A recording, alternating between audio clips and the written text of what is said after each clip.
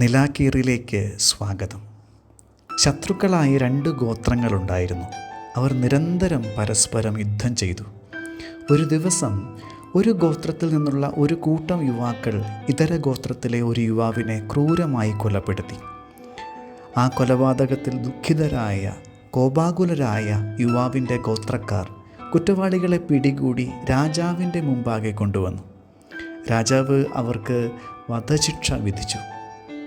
എന്നാൽ കൊല്ലപ്പെട്ട യുവാവിൻ്റെ അമ്മ മുന്നോട്ട് വന്ന് പറഞ്ഞു, രാജാവേ, അവരെ ജീവിക്കാൻ അനുവദിക്കണം. പെട്ടെന്ന് രാജസദസ്സ് മുഴുവൻ നിശബ്ദമായി. കാരണം ചോദിച്ചപ്പോൾ അവർ രാജാവിനെ നോക്കി ഇങ്ങനെ തുടർന്നു: എൻ്റെ മകന് ജീവിക്കാൻ അവകാശമില്ലെന്ന് അവർ കരുതി. അതുകൊണ്ട് അവരവനെ കൊന്നുകളഞ്ഞു. പക്ഷേ തെറ്റ് ചെയ്തിട്ടുണ്ടെങ്കിലും അവർ ജീവിക്കാൻ അവകാശമുള്ളവരാണെന്ന് ഞാൻ വിശ്വസിക്കുന്നു. അതുകൊണ്ട് അവരെ മരണശിക്ഷയ്ക്ക് വിധിക്കരുതെന്ന് അങ്ങയോട് അപേക്ഷിക്കുന്നു. അവർ തൻ്റെ മകനോട് ചെയ്തത് അതുപോലെ തിരികെ കൊടുക്കാൻ ആ സ്ത്രീ ആഗ്രഹിച്ചില്ല. ആ സ്ത്രീയുടെ പ്രവൃത്തി സമാധാനവും സ്നേഹവുമുള്ള ഒരു ലോകത്തിലേക്കുള്ള ക്ഷണമായി മാറി. 2 ഗോത്രങ്ങളും തമ്മിലുള്ള പക അവസാനിക്കാൻ അത് കാരണമായി മാറുകയും ചെയ്തു. സുവിശേഷവും നടത്തുന്നത് അതേ ക്ഷണമാണ്. പൊതുവെ നമ്മൾ ബാർട്ടർ സമ്പ്രദായം പിന്തുടരുന്നവരാണ്. സ്നേഹിക്കുന്നവരെ തിരികെ സ്നേഹിക്കുക, വേദനിപ്പിച്ചവരെ വെറുക്കുക എന്നിങ്ങനെ കിട്ടിയത് തിരികെ കൊടുക്കുക എന്നതാണ് അതിൻ്റെ രീതി. അതാണ് ന്യായമായ രീതി എന്ന് എല്ലാവരും സമ്മതിക്കും. എന്നെ വേണ്ടാത്തവരെ എനിക്കും വേണ്ട എന്ന മട്ടിലുള്ള വർത്തമാനങ്ങളൊക്കെ നമ്മൾ പറഞ്ഞു തുടങ്ങിയത് ഈ രീതി അനുസരിച്ചാണ്. എന്നാൽ മറ്റൊരു സമ്പ്രദായത്തിലേക്കാണ് യേശു നമ്മെ വിളിക്കുന്നത്.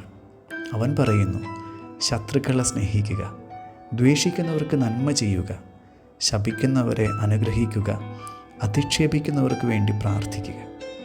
ഇത് ലോകത്തിൻ്റെ നീതിബോധത്തിന് വഴങ്ങുന്നതല്ല.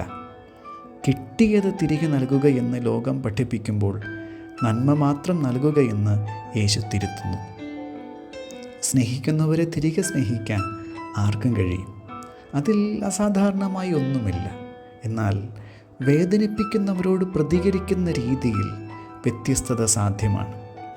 ശത്രുവിനോടുള്ള ഇടപെടലിലാണ് ഒരാളുടെ മഹത്വം വെളിപ്പെടുന്നത്.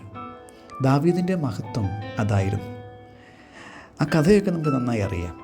രാജാവായ സാവൂൾ ദാവീദിനെ അസൂയ മൂലം ശത്രുവായി കണ്ട് കൊല്ലാൻ തീരുമാനിച്ചു.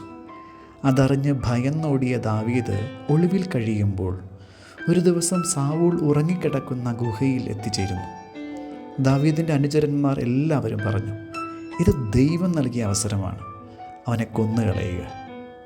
പക്ഷേ ദാവീദ് അത് ചെയ്തില്ല. തൻ്റെ നീതിയേക്കാൾ ദൈവത്തിൻ്റെ നീതിയിൽ ആശ്രയിച്ചുകൊണ്ട് ദാവീദ് സാവൂളിനെ വെറുതെ വിട്ടു. അങ്ങനെ ദാവീദ് സാവൂളിനേക്കാൾ വലിയവനായി തീർന്നു. ദ്രോഹിക്കപ്പെട്ടവൻ്റെ അവകാശമാണ് പകരം വീട്ടുകയെന്നത്. പ്രതിയെ ശിക്ഷിച്ചുകൊണ്ട് പ്രതികാരം ചെയ്യാൻ നിയമം പോലും നമ്മെ സഹായിക്കുന്നുണ്ട്. എന്നാൽ യേശു മറ്റൊരു തരത്തിലുള്ള ജീവിത രീതിയിലേക്ക് ക്ഷണിക്കുന്നു. പ്രതികാരം ചെയ്യരുത് എന്ന് അവൻ പറയുന്നില്ല. അതിനപ്പുറം പോയിക്കൊണ്ട് യേശു പറയുന്നു, അവരെ സ്നേഹിക്കുക, അവരെ അനുഗ്രഹിക്കുക, അവർക്ക് വേണ്ടി പ്രാർത്ഥിക്കുക. വേദനിപ്പിച്ചയാൾക്ക് വെറുക്കപ്പെടാനാണ് അർഹതയെങ്കിലും അയാളെ സ്നേഹിക്കണമെന്നാണ് യേശു ആവശ്യപ്പെടുന്നത്. അവനത് പഠിപ്പിക്കുക മാത്രമല്ല, ജീവിക്കുകയും ചെയ്തു. ലോകം അവനെ വെറുത്തു, പക്ഷേ അവൻ ലോകത്തെ സ്നേഹിച്ചു. അവർ അവന് മരണം നൽകി, എന്നാൽ അവനവർക്ക് നിത്യജീവനിലേക്കുള്ള വഴി തുറന്നു. ഇതാണ് ക്രിസ്തു മതത്തിൻ്റെ തനിമയും ഭംഗിയും. ഒരു ക്രിസ്ത്യാനിയായി വളരാൻ ആഗ്രഹിക്കുന്നുവെങ്കിൽ ഒരു പ്രധാന ചോദ്യത്തിന് ഞാൻ ഉത്തരം കണ്ടെത്തണം. എൻ്റെ ശത്രു ആരാണ്? വേദനിപ്പിച്ചവരോട് എനിക്ക് എന്ത് തോന്നുന്നു?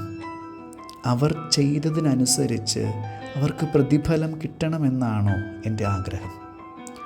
ഒരു ബാർട്ടർ സംവിധാനത്തിലാണ് നമ്മൾ ജീവിക്കുന്നത് എന്ന് പറഞ്ഞു. അതനുസരിച്ച് പലരും അർഹിക്കുന്നത് വെറുപ്പും പ്രതികാരവുമൊക്കെയാണ്. ലോകം പറയുന്നു, അർഹിക്കുന്നവരെ സ്നേഹിക്കുക. എന്നാൽ യേശു പറയുന്നു, നിങ്ങൾ കരുണയുള്ള പിതാവിൻ്റെ മക്കളായതിനാൽ എല്ലാവരെയും സ്നേഹിക്കുക. അർഹത ഉണ്ടായിരുന്നില്ലെങ്കിലും യേശു നമ്മെ സ്നേഹിച്ചു. ആത്യന്തികമായി ലോകത്തെ മാറ്റുന്നത് അർഹതയില്ലാത്തപ്പോൾ പോലും നൽകുന്ന സ്നേഹമാണ്. അതാണ് നമ്മെ ദൈവമക്കളാക്കുന്നത്. കരുണയുള്ള പിതാവിൻ്റെ മക്കളാകാൻ യേശു ക്ഷണിക്കുന്നു. നീ എൻ്റെ പിതാവിനെ പോലെ കരുണ കാട്ടുമോ എന്ന് അവൻ ചോദിക്കുന്നു. എന്തായിരിക്കും എൻ്റെ മറുപടി?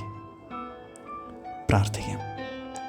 ഈശോയെ, വേദനിപ്പിച്ചവരോട് ഞാൻ ആഗ്രഹിക്കുന്ന രീതി ഉപേക്ഷിച്ച് നീ ആഗ്രഹിക്കുന്നത് പോലെ പെരുമാറാൻ എന്നെ സഹായിക്കണമേ.